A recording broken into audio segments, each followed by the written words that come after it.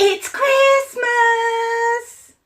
This week, in the run-up to Christmas, we're going to be in the kitchen with our little ones. It doesn't matter if they're babies, if they're older ones. I've got some little tips that will keep your children entertained and present and not run off board while you are cooking, and it will leave you not feeling flustered and exhausted having tried to do that one-on-one lovely activity of cooking with your child.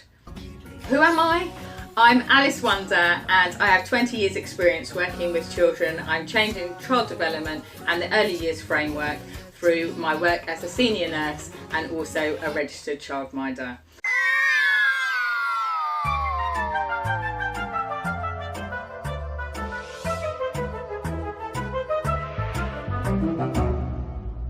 Down the rabbit hole.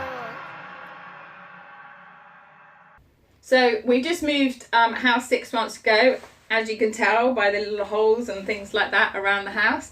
But the girls did an amazing job putting up the tree, and I feel like I'm having Christmas in a Victorian parlour at the moment, and it looks beautiful.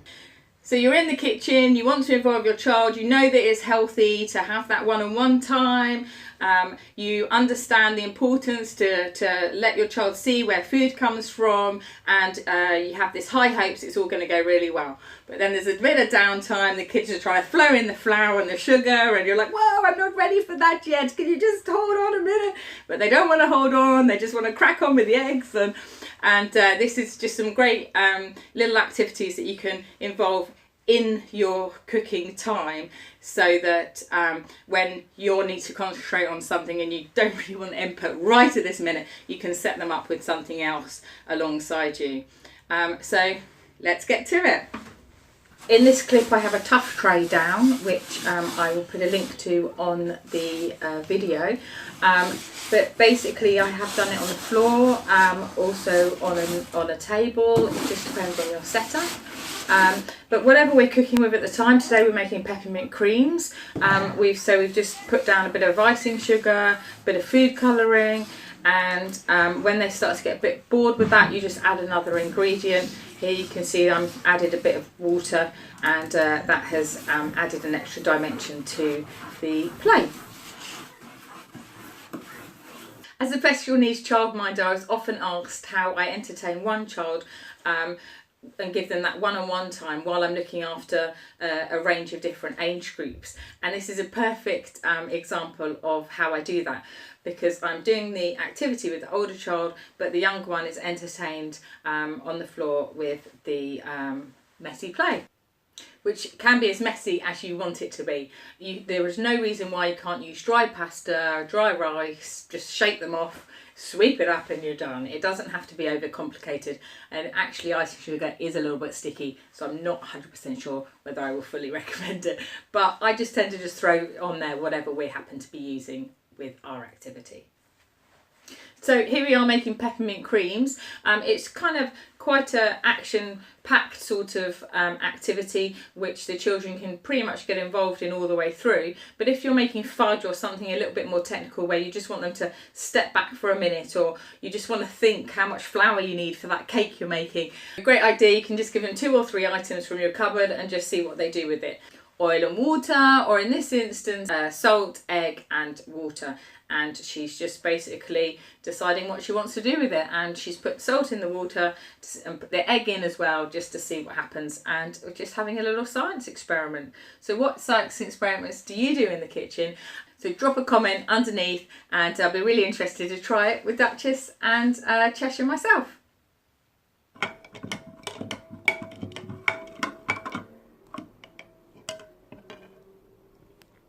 think we need to put some more salt in. You pour the salt, and then the egg goes high and floats.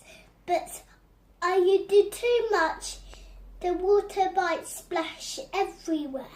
Now put water in and see what it does. When it's in plain water, it sinks, but when it's in salt water, it floats.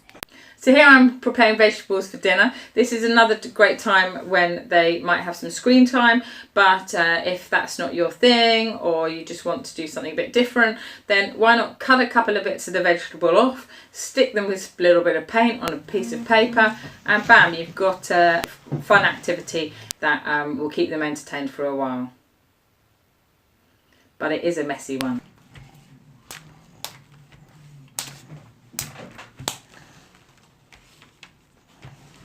I like painting with food. I like painting with food. So that's it for this week. Thanks for joining me. I've been Alice Wonder, and here are some things I didn't want you to miss. Bye.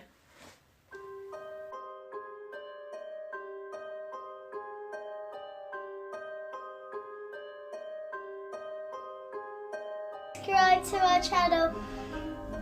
I love you.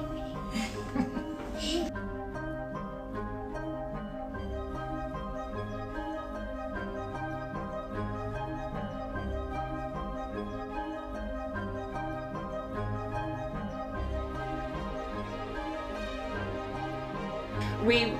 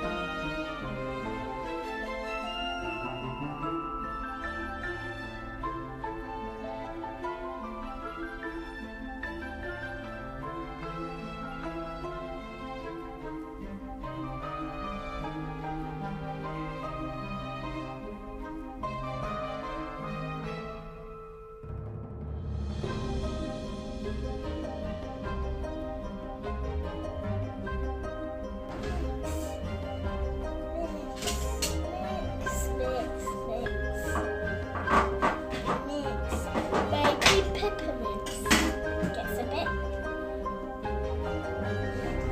messy. Can't believe it's turned to red.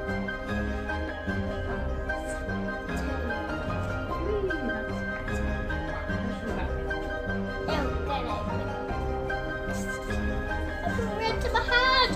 Oh no. There, it's this in. Yeah, getting messy is better. It's going all red. It's going all red, Mum. I'm going all red too. Mum, it's going all red and I'm going all red. Oh, that looks like better. That's good. Rubbing it like that. Then we can fold it in like that with the white stuff. The whole thing has to be a nice pink. Not red and white.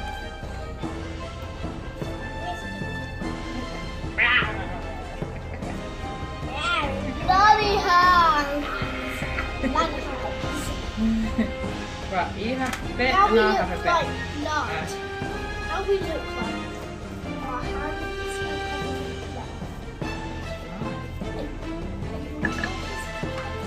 And it looks like the top is open. Yeah. Nice. So you see how mine's like a pink colour?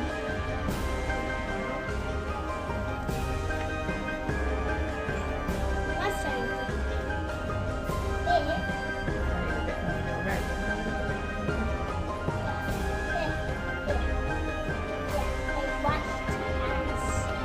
Sticky than red. Yeah, let's stick to my hands. Oh god. Oh, it is. Nice. Is it pepperminty?